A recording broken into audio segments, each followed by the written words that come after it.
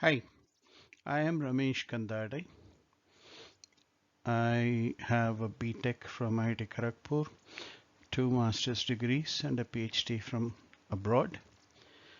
And I have been in the teaching profession on a part-time basis for nearly 20-25 years.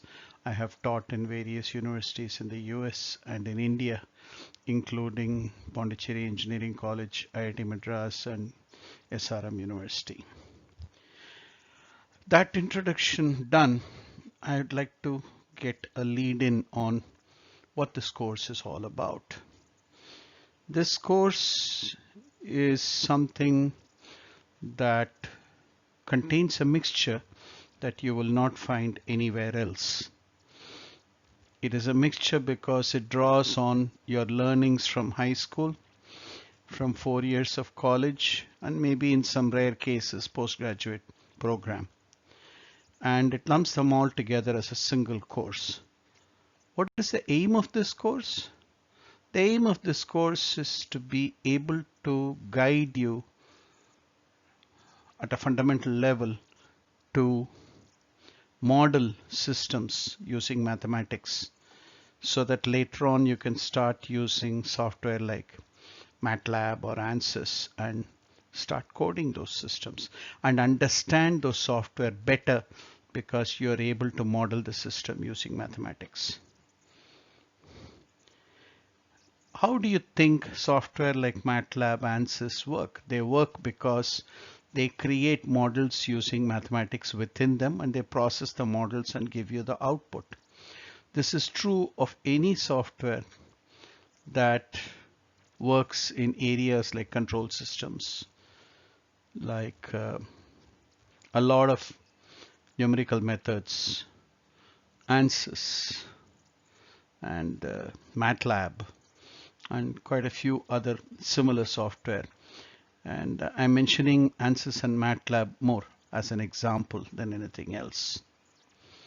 All of these create the image of the system inside them using mathematics and process the system for the given inputs to get you the desired output. You're able to verify many things because the software creates the model inside and tests the model. Unfortunately, this subject is much ignored in Indian engineering colleges. System identification, system design, system analysis, why even control systems engineering is not taught much in India. It is often left for postgraduate level. This, however, is no longer true.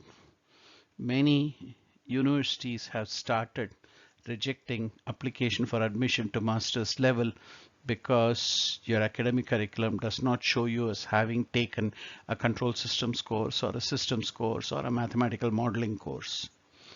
Consequently, you may find that this material is quite useful to you.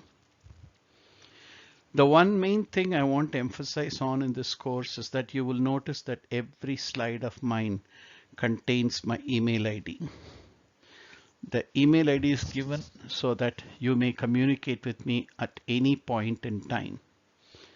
And just drop a line with your comments or even with your requests. I will do my level best to cover all the topics that you ask about.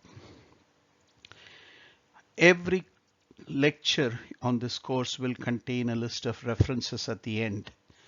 And I very strongly urge you to go through these references systematically and properly. That is one of the reasons why I'm only maintaining a very guarded pace in the lectures. You may see one or at the most two lectures per week, not more than that.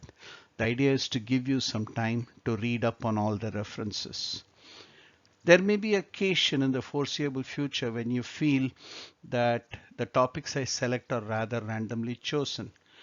At this point, that may even be correct, but the randomness is not intentional.